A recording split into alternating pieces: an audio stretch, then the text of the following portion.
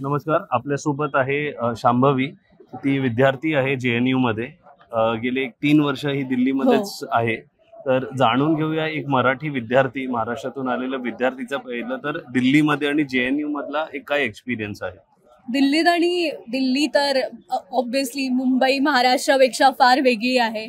Capital असल्यामुळे सगळ्या राज्यांमधली लोक इथे आहेत.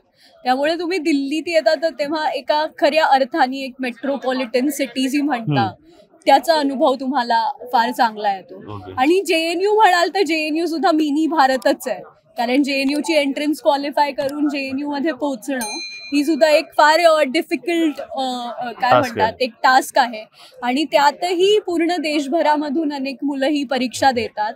त्यातली काही अगदी 2 ते 3% मुलं त्या विद्यापीठात सिलेक्ट होतात. So JNU is also mini Bharat. तिथे तुम्हाला वेगळ्या वेगळ्या कल्चर्सची मुलं भेटतात. आम्ही गेल्या वर्षी महाराष्ट्र दिन साजरा केला होता मोठा 1 मेला. तर असेच सगळ्या राज्यांचे दिन वेगळे वेगळे, त्याच्यानंतर वेगळे कल्चरल फेस्टिवल्स आम्ही साजरे करतो. सो सांस्कृतिक दृष्ट्या जे आपण जी प्रतिज्ञा म्हणायचो की संस्कृतीने विविधतेने नटलेला भारत, हा तुम्हाला दिल्ली आणि JNU मध्ये बघायला मिळतो. काय कोर्स तू करते आहे? मी सध्या PhD करतेय इंटरनॅशनल रिलेशन्स मध्ये, इंटरनॅशनल पॉलिटिक्स मध्ये. आणि मध्य आशिया, अफगाणिस्तान वगैरे हा सगळा माझ्या अभ्यासाचा विषय आहे. ॲज अ महाराष्ट्र, दिल्ली का JNU मध्ये किती मराठी लोक आणि मराठी कल्चर बद्दल, other than the stereotype Sachin Tendulkar vada pav, काय छत्रपती शिवाजी महाराज सगळ्यांना माहिती आहेत. आणि आता 27 फेब्रुवारीला आय थिंक JNU मध्ये एक मोठा प्रोग्राम आहे, मराठी अध्यसन केंद्राचं उद्घाटन आहे. तर तेव्हा देवेंद्र फडणवीस जी येत आहेत आपले मुख्यमंत्री. आणि so we are excited for that programme. Currently JNU मध्ये त्या गोष्टींबद्दल बरीच चर्चा आहे. 27 फेब्रुवारी कारण राजभाषा दिवस आहे. तर त्यामुळे आम्ही एक्साइटेड आहोत. आणि JNU मध्ये लोकांना मराठी कल्चर, वडापाव आणि ह्या सगळ्यापेक्षा छत्रपती शिवाजी महाराज माहिती आहेत. आणि ही माझ्यासाठी खूप मोठी गोष्ट आहे. कारण जेव्हा मी आले तेव्हा 2 वर्षापूर्वी छत्रपती शिवाजी महाराजांचा प्रतिमेचा जो काही अपमान झाला होता, त्याच्यानंतर आता 2 वर्षातच JNU मध्ये अश्वारूढ पुतळा शिवाजी महाराजांचा एस्टॅब्लिश होणार आहे. आणि Maharashtra government is working hard for it. आणि त्यांनी ऑलरेडी फंड वगैरे सगळं सँक्शन झालंय. So I am very happy. कारण त्या सगळ्या ती जेव्हा गोष्ट घडली होती तेव्हा त्याला विरोध करणारे फार कमी मराठी विद्यार्थी होते, त्यातली मी एक होते. त्यामुळे जेव्हा ही घोषणा झाली की नाही आता छत्रपती शिवाजी महाराजांचा अश्वारूढ पुतळा आपल्या JNU मध्ये बसवण्यात येणार आहे, तेव्हा आय वॉज लाईक ठीक आहे, म्हणजे आता आपण जे काही स्ट्रगल केलं होतं त्याचं फळ मिळतं. जसं साहित्य संमेलनासाठी तुम्ही आला, तर काय तुमचं इकडे आल्यावर व्हॉट इज युअर रिस्पॉन्स? जे तुम्ही बघितलं, जर काही तुम्ही सेशन्स अटेंड केले असतील तर, जसं तुम्ही इकडे स्टॉल्स वगैरे पण फिरलाय, so what is your experience? सगळ्यात आधी तर मी 6-7 महिने घरी गेले नाहीये. त्यामुळे मी मागच्या 6-7 महिन्यांपासून कंटिन्युअसली दिल्लीत आहे. त्यामुळे इतकी मराठी लोक एका जागेवरती भेटणं हाच माझ्यासाठी आनंदाचा काय क्षण आहे. कारण का की जेव्हा आता दिल्लीत राहिल्यामुळे सारखे हिंदी शब्द कानावर पडत असतात आणि इथे फिरताना सगळे मराठी, आजूबाजूला सगळे मराठी बोलतात, तर खूपच छान वाटतंय. आणि ओव्हरऑल महाराष्ट्रातही मी साहित्य संमेलन अटेंड केलंय, पण इथे जोश आहे लोकांमध्ये की अनेक नॉन महाराष्ट्रीयन्स पण तेवढ्याच तळमळीने किंवा तेवढ्याच तन्मयतेने ह्या साहित्य संमेलनासाठी येत आहेत. आणि ही आपल्यासाठी एक मोठी गोष्ट आहे.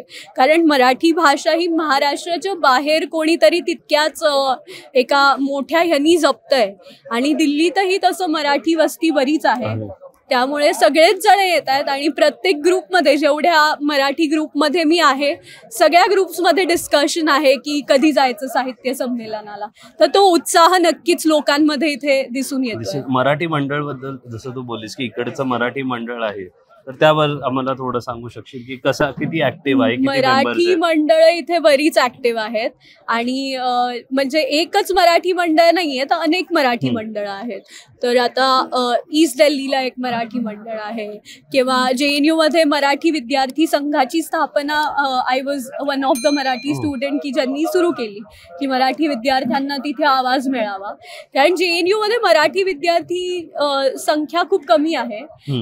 पण काय म्हणतात, पण 50 तमिळ स्टुडंटसाठी जर तमिळ स्टुडंट असोसिएशन असू शकते तर मराठी विद्यार्थ्यांसाठी का काही नको.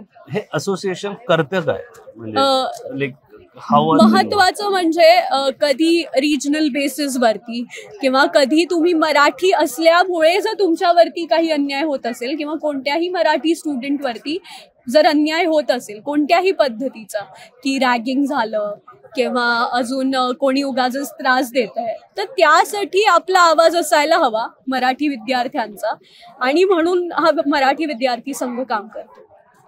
चांगलं.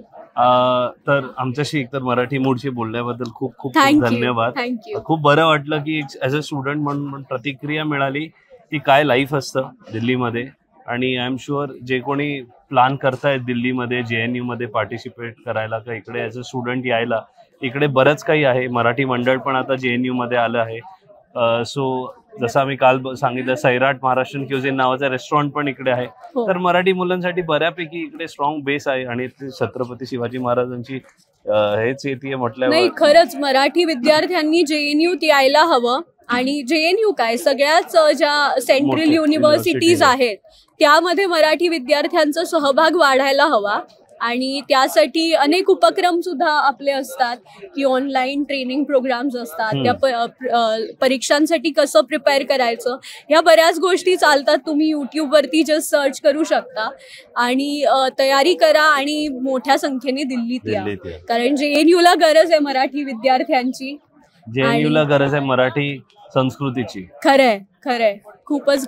कारण मराठी असल्यावरती तुम्हाला काय म्हणतात तुम्हाला राष्ट्रवाद किंवा देशाभिमान ह्या सगळ्या गोष्टी शिकवाव्या नाही लागत, त्या आपल्या रक्तात आहेत असं मी नेहमी म्हणते. त्यामुळे असे विद्यार्थी JNUत यायला हवेत. तर मराठी मूळशी बोलण्यासाठी खूप खूप धन्यवाद. थँक्यू.